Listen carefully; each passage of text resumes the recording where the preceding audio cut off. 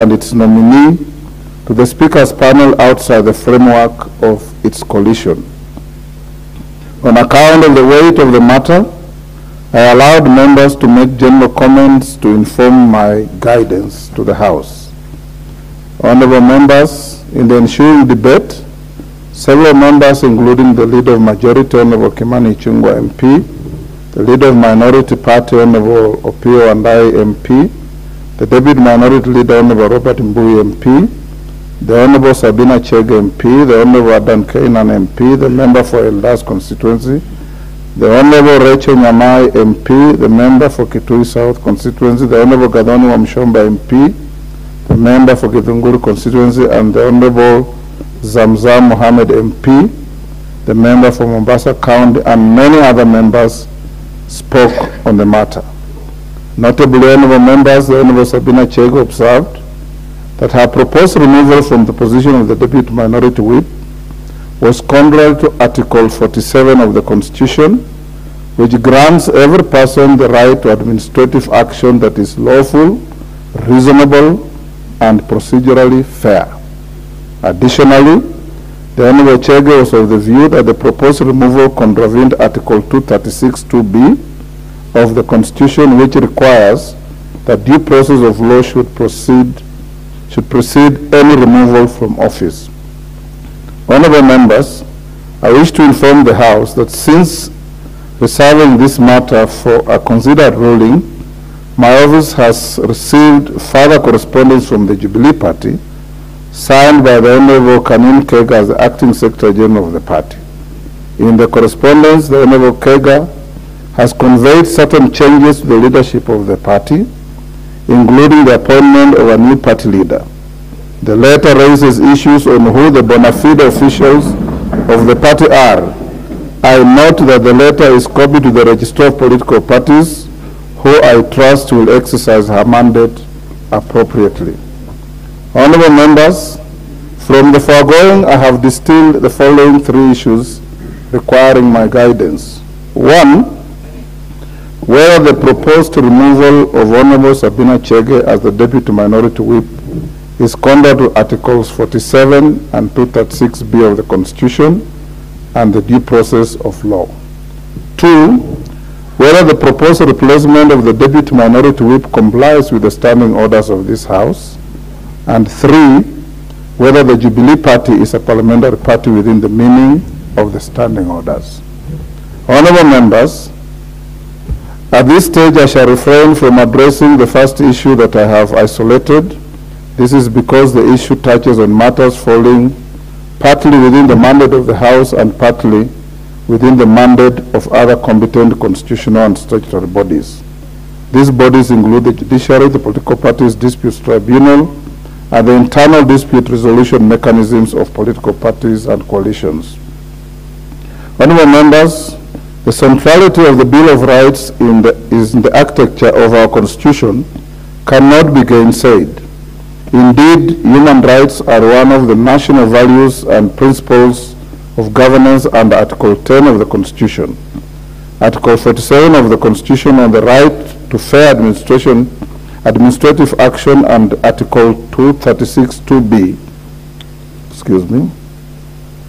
of the Constitution, which requires the due process of law to be followed before the removal of a holder of an office, finds their basis in the Bill of Rights.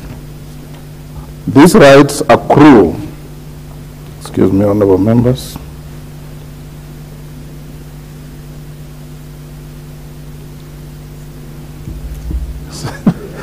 don't worry about that. These rights accrue to every person, including members of this House, and cannot be limited except in the manner provided for under Article 24 of the Constitution. Honorable members, whereas Article 22 and Article 165 of the Constitution confer the exclusive jurisdiction to determine the question of whether a right or a fundamental freedom in the Bill of Rights has been violated, Article 3 of the Constitution obligates the Speaker to uphold, defend, and respect the Constitution. It is noteworthy that under Article 20 of the Constitution, the Bill of Rights binds all state organs and persons. Pursuant to Article 21 of the Constitution, Every state organ is under a duty to observe, respect, protect, promote, and fulfill the rights and fundamental freedoms in the Bill of Rights. In this regard, where a question arises touching on the possible violation of a member's fundamental right or freedom, the Speaker cannot fold his arms and fail to act in blindness of the express requirements of the provisions of the Constitution and that I have cited. However, honorable members, I have observed earlier, addressing this issue exhaustively requires the involvement of other competent constitutional and statutory bodies besides the Speaker. Whereas the Speaker may make interim interventions to facilitate the continuity of the business of the House, the final interpretation and enforcement of the rights and freedoms lies with the judiciary as outlined under Article 165 of the Constitution. Honorable members, on the second issue, I note that Standing Order 20A4 provides that a decision of a parliamentary party replacing its whip or deputy whip shall be communicated to Speaker in writing. In the case of the minority party, the decision is to be communicated by the leader of the minority party. Please note the emphasis of the standing orders on the use of the word replacing. Further, Standing Order 20A5 obligates the Speaker to convey the decision of a party to replace its whip or deputy whip as soon as practicable following receipt of the decision. Members at the door, take your seats. Take the nearest seat.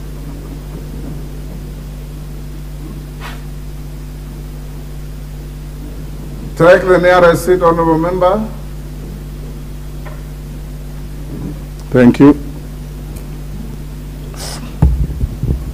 Further, Standing Order 20A5 obligates the Speaker to convey the decision. I had read that.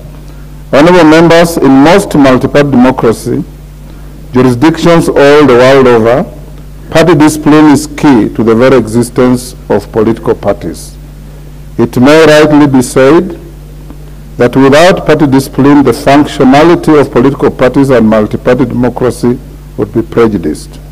Permit me to note that Standing Order 20A finds its basis in Article 4.2 of the Constitution, which establishes Kenya as a multi-party democracy. Additionally, paragraphs 4 and 5 of the Standing Order on replacement of party whips are in line with the democratic right of parliamentary parties to enforce party discipline of its members as provided for in the Political Parties Act 2011. Honorable members, from a close reading of Standing Order 20A4 and 5, it is evidently clear that the Azimio La Umoja One coalition is fully entitled to discipline its members and to determine the composition of its leadership in this House. The only condition to the exercise of this right is that it has to follow the process prescribed under the Standing Order 20A. Excuse me again. Honourable members have a bit of cold, so bear with me.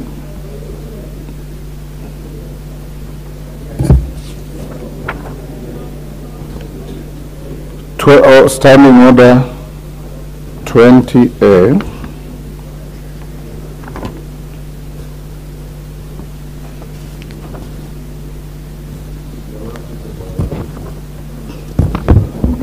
Pardon? Yes. 20A. Honourable members, during yesterday's afternoon sitting, the leader of the minority party submitted that the Speaker should not be seen as interfering in the manner in which a parliamentary party elects to organize its affairs. I cannot agree more and have no intention of interfering with any party. Indeed, honourable members, this is the accepted practice, particularly in the Commonwealth. Honourable members, an examination of precedents from parliaments in comparative jurisdictions lends itself to the adoption of a delicate approach in resolving internal party matters in the chamber of the House. In New Zealand, the arrangements for the appointment of whips are internal matters for the respective parties to determine on condition that the Speaker is advised of the appointment of whips. This is from the Parliament of New Zealand Standing Order 35(1)B. Similarly, in South Africa, the National Assembly of South Africa was recently confronted with a leadership and decision-making dispute in the Pan-Africanist Congress of Azimio Party. In the matter, PSC had one seat in the National Assembly which was filled by the nomination of a certain Honorable Mzwanele Nyoto, who had already been sworn in as the party's representative in the House. Subsequently, members, a dispute arose within PAC or PSC regarding its leadership, and there was uncertainty about communicating the membership of Honorable Nyonso and consequently who should represent the party in the National Assembly.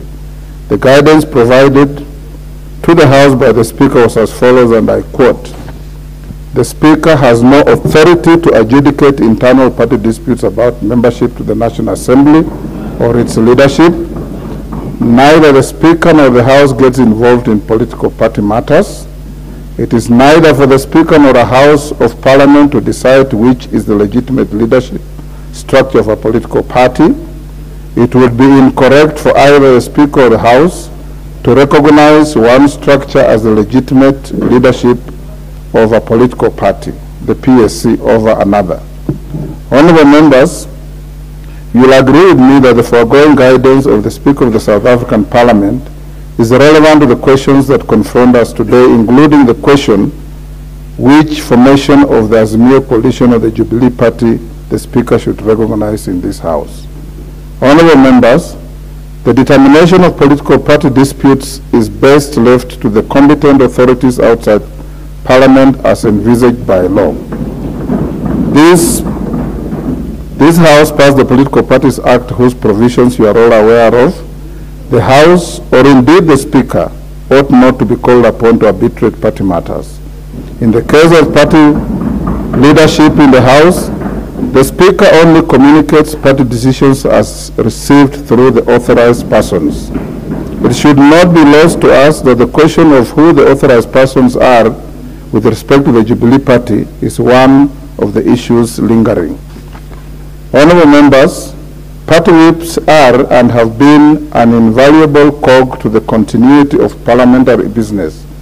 Erskine and May, a renowned authority on parliamentary procedure, notes that, and I quote, "The efficient and smooth running of the parliamentary machine depends largely upon the whips."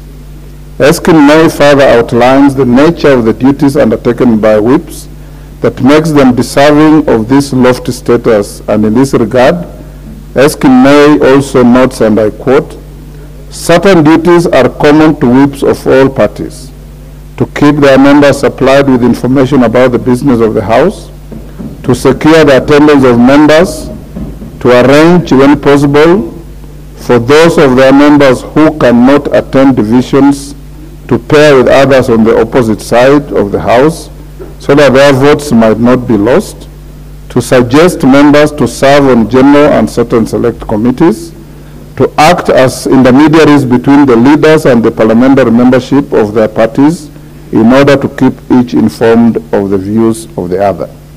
Honorable members, this authority creates a very strong nexus between facilitation of the business of the House and the office of the whip or the deputy whip. In this regard, I am of the considered view that the standing orders of the National Assembly are deliberately worded to ensure continuity of parliamentary business. A close reading of Standing Order 20A leads to the inescapable conclusion that once a parliamentary party has designated a whip or a deputy whip, the only subsequent change that the parliamentary party may make with regard to the two positions is a replacement of the person designated as a whip or deputy whip. Honorable members, according to the Oxford Learner's Dictionary, the word replace means to remove someone or something and put another person or thing in their place. It therefore follows that a replacement has two components: the act of removal and the act of substitution, which must happen simultaneously. Honorable members, in the current scenario, the minority party has conveyed its decision seeking to remove one of its leaders without simultaneously offering a substitution. The letter by the minority party only partially meets the express requirements of the standing orders. Honorable members, the Speaker is also confronted by several correspondence from a constituent party of the minority party that is currently facing its own internal disputes. Any Speaker would be highly constrained to facilitate the continuity of the business of the House in an environment which raises pertinent questions that cannot be ignored, including: 1, should the Speaker ignore correspondence that affects the rights of members who collectively meet the threshold to constitute a parliamentary party? 2, should the Speaker take cognizance of the President of the House on access to pre-election and post-election coalition agreements affecting its leadership? Honorable members, to my mind, the matters at hand cannot be conclusively resolved without affording the affected parties adequate time to comply with the procedural requirements outlined in the standing orders. The affected parties basically have to put their affairs in order. The National Assembly is a house of order. Consequently, the minority side and the Jubilee Party must organize their affairs and also endeavor to appear organized. As per the calendar, honorable members, as per the calendar, the House is scheduled to adjourn at the end of the sitting today for the May recess.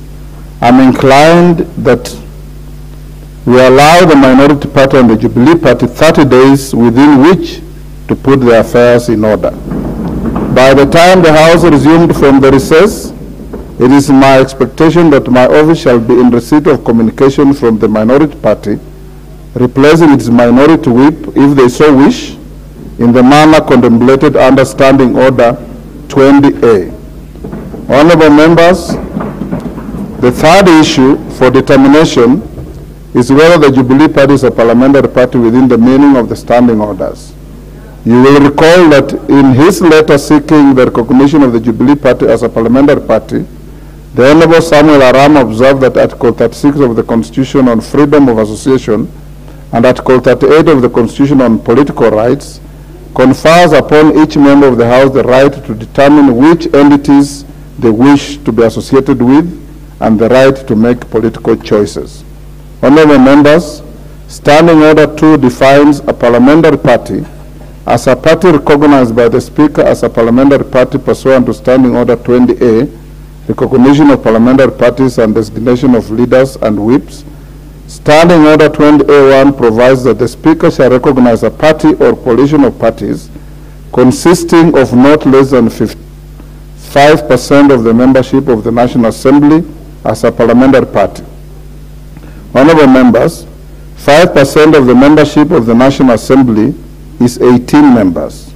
From the records that the House has and the Speaker's office has, the membership of the Jubilee Party in the National Assembly comprises 28 members. 28. In this regard, and pursuant to Standing Order 2 and 20A1, the Jubilee Party meets the threshold to be recognized as a parliamentary party. Whereas the Jubilee Party meets the threshold to be recognized as a parliamentary party, however, I am hesitant to invoke the provisions given the myriad correspondence received from the party with respect to its leadership and the persons authorized to communicate on its behalf to the Speaker. Honorable members, in summary, my guidance is as follows.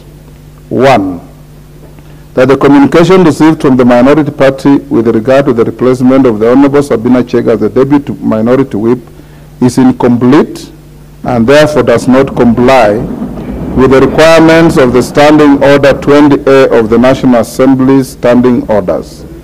2, that I hereby grant the minority party a period of 30 days from today within which to convey appropriate communication on the replacement of its minority whip if it wishes. 3, that whereas the Jubilee Party meets the threshold to be recognized as a parliamentary party pursuant to Standing Order 20A1, I am hesitant to invoke this provision given the myriad correspondence received from the party with respect to its leadership and persons authorized to communicate on its behalf to the Speaker. I also give them a similar time to put their house in order. Honorable members, I take this decision conscious of the fact that as your Speaker, my duty is to uphold the Constitution, any law, and the standing orders to the extent to which they relate to the management of the business of the House. It is not the duty of the Speaker to be involved in the